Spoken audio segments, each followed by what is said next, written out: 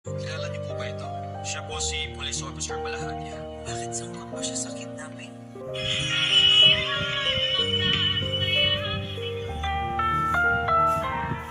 Ang programang ito ay rated SPG. Striktong patnubay ang gabay ng magulang ang Talo ang dalawa, si Lolo Pepe ay naririnig sila. Malakas ang sigawan nila. Alam ni Lolo Pepe na may kaaway si Moira. Sinilip niya ang bintana. Nakasiwang ito ng kaunti. Samantala nagalit rin si Zoe. Inawat niya ang mami niya baka kasi mapindot at mabaril si Carlos. Sabi ni Zoe, "Mami, ibaba mo nga ang baril mo." Sinusubukan naman ni Carlos si Moira.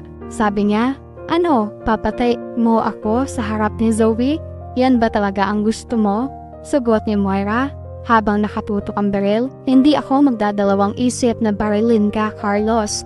Hinamon na naman ni Carlos si Moira. "Eh di gawin mo, patunayan mo na magaling kang ina. Sirain mo lalo ang buhay ni Zoe."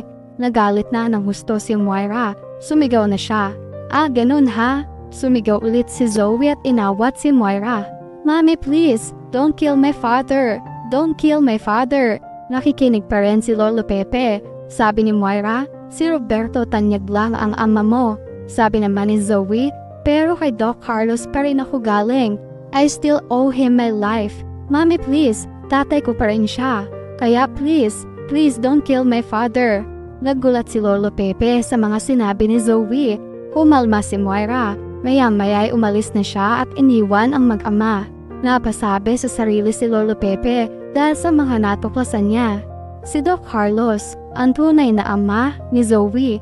Nagkayakapan naman ang mag-ama at nakita ulit ito ni Lolo Pepe.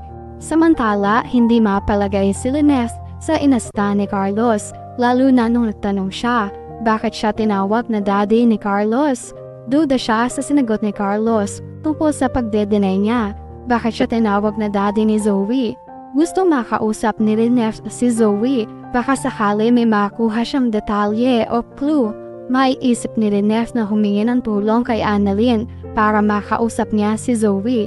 Tatawag siya sa anak. "Anak, nakausap ko si Zoe pero may mga tanong sa isip ko na siya lang ang makakasagot. Maaari mo bang tulungan ako?" Sabi ni Annalyn. "Oo naman po, Nay."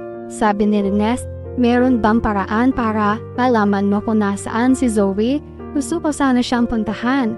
Sagot ni Annalyn, "Sige po, Nay, maghahanap po ako ng paraan para makontak ko po si Zoe."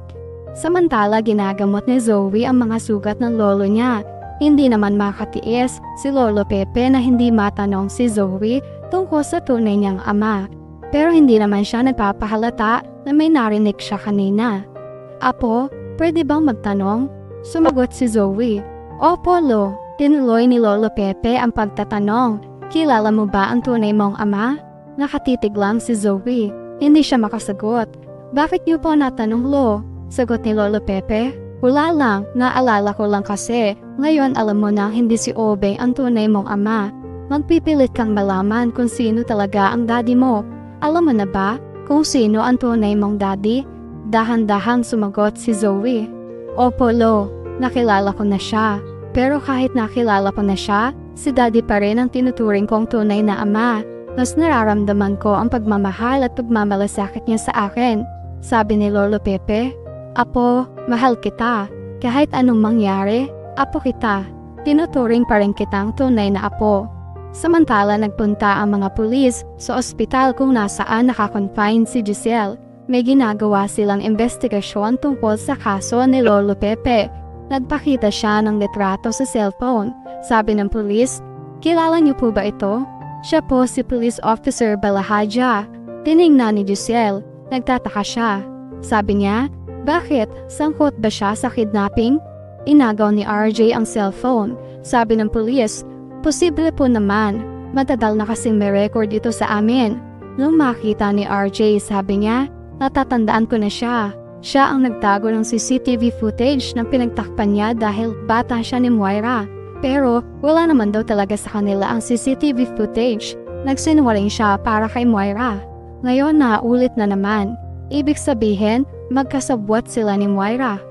Sa pag-alis naman ni Carlos, malalim ang iniisip ni Moira. Nag-iisip siya ng panibagong plano. Maya-maya ay lumapit si Balahaja sa kanya. Sabi ni Balahaja, "Madam, ano po ba ang plano kay Tanda? Gusto mo dispatchahin na natin?" Napaisip si Moira, nagdadalawang isip. Sabi niya, "Okay lang naman yun sa akin. Ang kaso si Zoe. Ayaw niyang ipapatay si Tanda." Sagot ni Balahaja, "Gusto mo ma'am, pauwiin mo muna ang anak mo.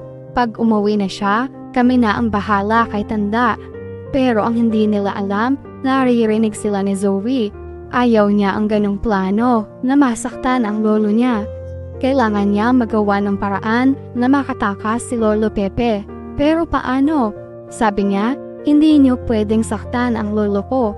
Kailangan makaligtas siya." Dahil sinusubukan ni Annalyn na matawagan si Zoe dahil na rin sa request ng kanyang nanay. Makakausap ni Annalyn si Zoe. Nakipagtulungan na rin sina RJ kasama si Annalyn para ma-detect ang kinaroroonan ni na Zoe, Moira at Lolo Pepe. Dahil alam ni RJ na magkasabwat sina Balahaja at Moira, unti-unti ay madidetect ng mga pulis ang tawag ni Annalyn kay Zoe. Madidetect nila ang lokasyon ni Zoe. Maghahanda na sila sa pagsalakay. Samantala, habang kausap ni Annalyn si Zoe sa cellphone, galit siya. Sabi niya, "Ano yun, Annalyn? May naisip ka na naman bang dahilan para pagbintangan mo ako?" Sumagot si Annalyn, "Hindi ako tumawag para makapag-away sa'yo. Tatanungin lang kita kung may ginagawa ka bang paraan para mahanap si Lolo. May balita ka na ba?" Sabi naman ni Zoe, "Ano ka ba, Annalyn? Siyempre meron. Kaya ako palaging nawawala dahil naghahanap kami ni Mami kay Lolo.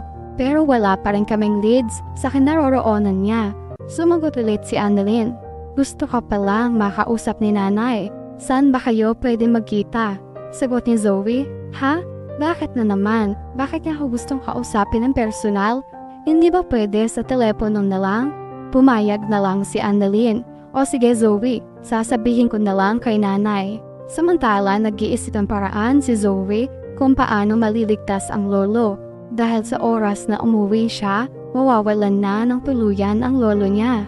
Maya-maya ay nilapitan ni Moira si Zoe. Sabi niya, "Zoe, umuwi ka na sa hotel. Magpahinga ka ron. Marami na rin ang nangyari ngayong araw." Pero hindi naman makaimik si Zoe dahil wala nang dapat pang mangyari sa lolo niya. At yan ang mga pakakaabangan natin sa Abot Kamay na Pangarap.